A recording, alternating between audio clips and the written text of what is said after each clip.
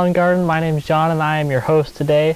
I have my laptop here because I'm doing viewer gardens today for our first item of talking about, and we have one couple, I believe. They didn't state, but Holly and Joey from Wisconsin that sent some pictures.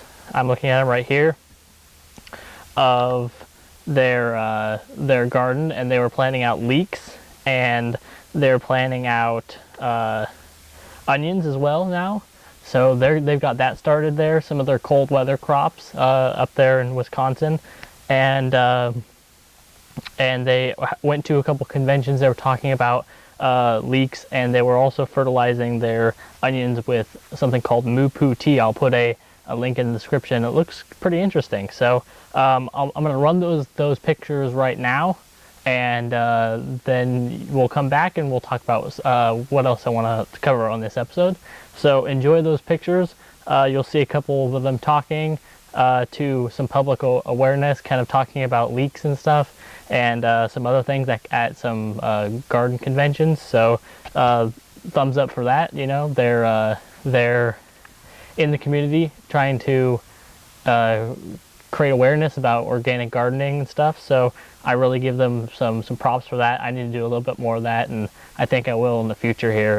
But my outreach is to the internet more than local gardening. But I should probably get into local gardening a little bit more. But here are those pictures, guys. So check those out, and then I'll catch you in a minute. Okay, bye.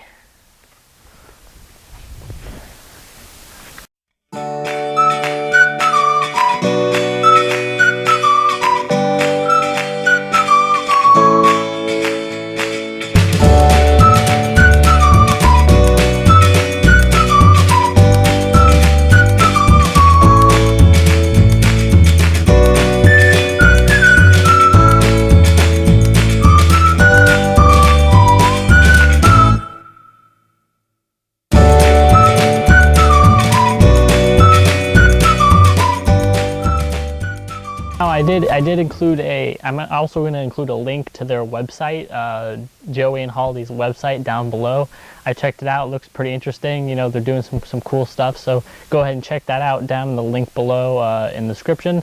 I'll also have the moo-poo tea down there, what they're using for the fertilizer, and then it looks like an organic soil enricher, and without adding any sort of bad microbes or anything back into the soil. So I think I don't know if it's manure based or not. I would assume with a name like moo-poo tea it is, but you know, you never know. But those are down in the description, so go ahead and check those out if you'd like. Today though, I'd like to be talking about, I wanted to do a video over materials for beekeeping, because I'm getting into beekeeping, and this is I basically have all my materials lined up at this point. I'm scheduled for bees on the 22nd. Yeah, 22nd. I'm getting a package of bees just to start out. I was told, you know, better to start out with something than nothing. So I was trying to see if I could find some swarms around, and I missed 3. Let's get that, 3 in this area, I guess, that my mother and her friend, when they were out and about, they saw consecutive days this month already. So it is swarm season for catching bees, and I didn't have any equipment ready. I just finished getting these boxes built right next to me here, and getting all that kind of put together. I still need to put the handles on this side, the metal handles I have.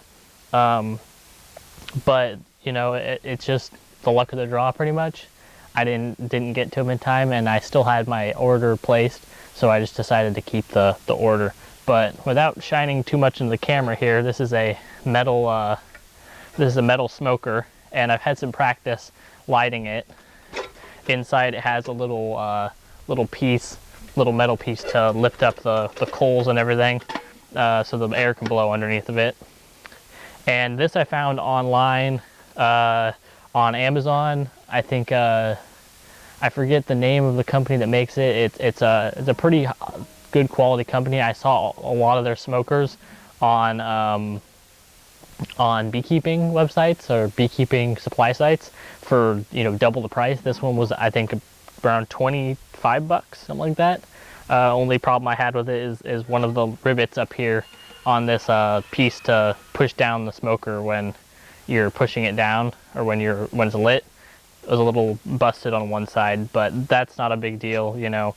Honestly, I can push it down with my thumb. It's not going to be that hot. And if it is, I'll have gloves on for most times anyway, so until they get comfortable with beekeeping anyway. So there's that piece. So that was 20 bucks. So you're down 20 bucks at this point for beekeeping. When you try to get into it, the smoker is a must have, because it pacifies the bees, it runs them out of areas so you can work easier. The smoker is definitely something you want, and not all the time do you need it, but it's definitely something you want to have. This is an optional right here. This is a frame grabber. I decided to get one of these because I just thought they would be very handy. You don't have to get your fingers down in there, and you can have gloves on for a lot of the time, and also you can work one-handed if I have a camera in one hand, so it's a little bit easier to do that way. So I got that. This was around, give or take. I don't have the direct prices here, but I think it was around 15 to 12 for that. Just a standard grade lighter. You can have one of the ones with the long sticks on it for lighting barbecues too, but just a standard grade lighter, that is a must for lighting your smoker. Definitely can't have anything without that. And then here is a $9, I think this is pig bristle or pig hair bristles for brushing bees off of comb. I've been told that they don't really like the brushes too much. I went natural with it, so the pig hair is a little bit softer than some of the man-made stuff, but it still might bug them. So I decided, well, why not? Because I was advised by Bill from the Bee Vlog. I'll put his link for his channel in the description below if you haven't watched his videos. He's a great guy. He lives here in the Portland metro area like I do, and he's a couple miles away from me. I think he's around 15 miles, something like that, away from me, near Portland. So definitely check out his channel. He has taught me a lot of stuff just by watching his videos and conversing with him and stuff, asking him questions. So he's definitely a really great guy, and he wants to share information with you. But he advised that a feather is much more light, and it's easier to get them off the frame, and they don't get as, I guess, pissed off when you do it. They get caught in the bristles sometimes with the bristles, so they get irritated. And this is the last tool. So the feather is probably, that's like maybe $1, $2 sometimes for like a package of 2 or 3, something like that, at a craft store. So that's pretty cheap compared to the brush. So if you're going straight off, I think probably just go with a feather, honestly. If you want to stay inexpensive, feathers work really great. I've seen videos with a lot of beekeepers that are professionals do it, and then they use the feathers. They don't use anything else because they like the way it kind of moves them aside and doesn't make them agitated. So, but here's a J-hook hive tool. I decided to go with the J-hook because I just like the look of it better. I like the functionality of it when it comes to how I've seen people use it.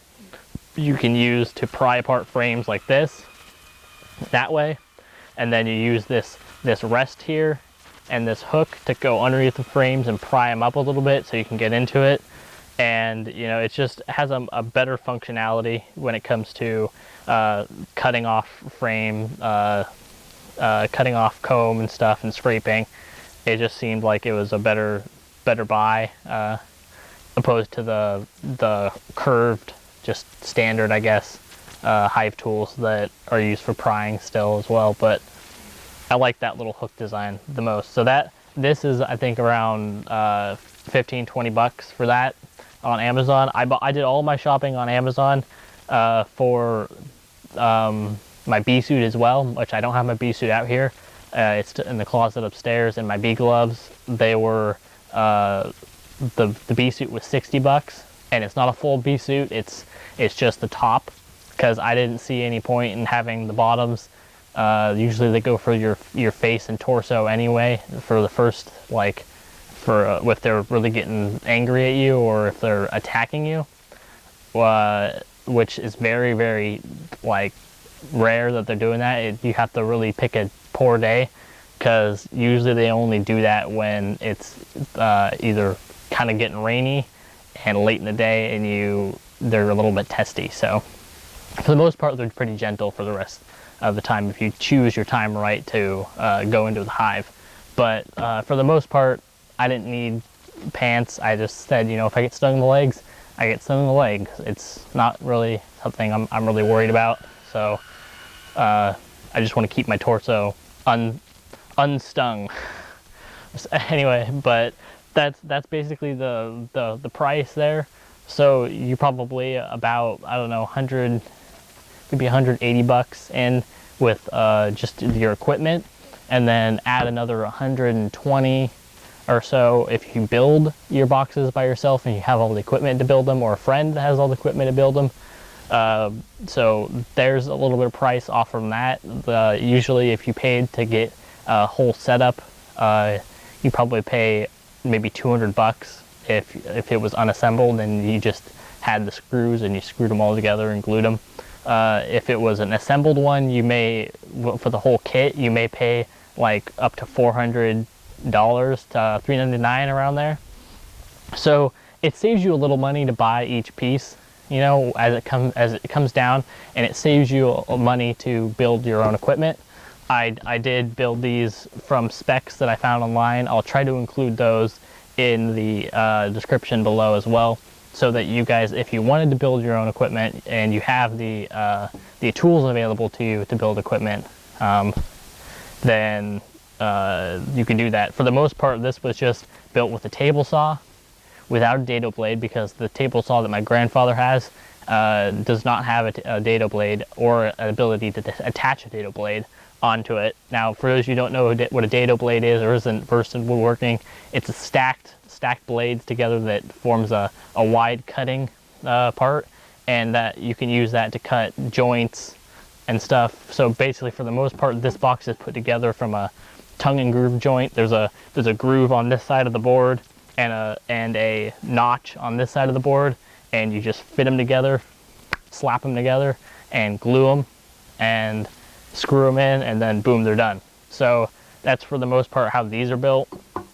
You're gonna get probably the same amount of strength out of them as you would with something other than a tongue and groove. It takes a lot of force to break joints like that, and especially when they're glued with the type of glue I use, which is it's called, darn it, what is it called? Got a brain fart right now. Gorilla Glue, that's what it's called. Gorilla Glue. It's a waterproof resin glue that foams up and gets into every crack and crevice and really forms a nice tight bond. I've used that on several different projects, and that stuff takes just loads of force to get it to unbreak its bond from what it usually is on, and usually it's the wood that gives away first before the bond gives away. So it's a pretty good buy. That stuff's like 13 bucks a bottle, but you don't use half a bottle, very small amounts you use in gluing these, because it foams up so much and creates such a big foaming action that like a little bead of it just will foam up to, you know, probably like that big around when it comes to if you just put it on a piece of wood. So that's basically how I put these together, all by myself, all you know, hand custom built. And I have this bottom board that I kind of miscut because I didn't have the ability of the dado blade to cut in here, and I didn't feel like doing consecutive cuts. I should have, and I probably will pull this apart and fix it come Thursday when I'm going to be building a couple more pieces of equipment with my grandfather. But for the most part, it's very easy, and it'll only probably cost you around 120 to 150 bucks to get all the wood. And with all that wood, after that price, if you buy you need 12 by 1s for the lumber for the deep frames, either deeps. If you're using supers, you only need 10 by 1s. So, and then you rip them down and cut your joints in them. So, but if you have all that lumber, usually an 8 by 10 by 1 is around like $6-7 for pine in my area. So it's going to differ from every area. Just use whatever's cheaper in your area. Sometimes people have hemlock that's cheaper, so maybe hemlock's cheaper. Some people have cedar that's cheaper, maybe cedar's cheaper. So go with what's cheaper in your area and then use that. I painted this with some polyurethane on the outside for sealing the wood, and the inside is bare, so you don't seal the inside. The bees won't like it. They'll get testy with you. And this board here isn't sealed. I didn't want to have any smells on that because they don't like it. And a tiny little space that they can go into, just enough to put your fingers through. And that's pretty much it with that. You know, you can make probably almost 2 hives with 150 bucks worth of wood, worth of pine lumber or cedar lumber or whatever you're getting that's cheaper in your area. So you can really make a lot of hives. This hive that I built, I'm going to be able to get, out of all the lumber I got, I'm going to be able to get several hive stands if I wanted to build several, like maybe 3 or 4, because of the sheet of plywood. If you buy it, it's really big, so you can get several off from it. And also you can get several hive tops, and you can get several honey supers and hive bodies off from a couple planks of wood. So, you know, I'm going to be able to get, I already have 5 made, 2 deep boxes and 3 medium. So I'm going to be able to get another around 3, maybe 2 medium boxes out of that wood that I have. So that's a pretty good price for the amount of frames and equipment you get out of it. So I always encourage you to kind of build your own stuff if you have the ability to. If you don't, it's good to buy it. I know a website I'm also going to put in the description called Ruhl Beesupply. It's a Portland company. It's where I'm getting my bees. They have really good prices on unassembled boxes. Their shipping's a little expensive, but for the price of what they're going to cost, it's going to cost you to buy all the equipment if you want to build one. It's definitely cheaper to buy these unassembled boxes and assemble them with just a drill at your house or something like that. So definitely a good buy. I'll put that in the description as well. So I'll have a nice list for you of links in the description. But anyway, guys, I hope this kind of helped you. I hope it made you understand that beekeeping isn't super expensive. It is a little bit more expensive than, you know, it's about as expensive as gardening is. So if you're going to be doing beekeeping and gardening at the same time, you know, do a little at a time. Whatever you can do to do beekeeping, whatever you can do to get a little bit, like 1 hive or 2 hives at first, or just save up to plant your garden first and then worry about the bees after you get a good garden built up. That's what I always encourage. You know, try to get the pollinators are key to getting your crops set, but you know, if you can, I would go for plants and crops first. Get your plants and crops and make sure you have a nice little garden going. And if you don't have the pollinators around, that's when it's time to buy the pollinators, so that you have them locally in your yard and you're feeding them and you're creating more biodiversity in the environment. So that's what I'm doing here.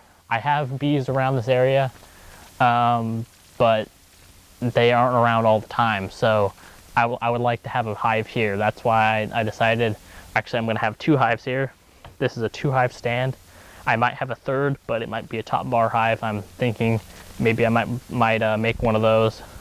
But anyway, guys, thanks for tuning in, and I hope this information was helpful.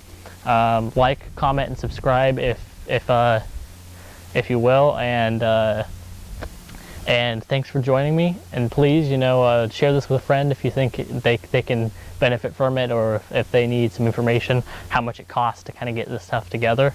Thanks for joining me, and I'll hope to see you again soon. Bye.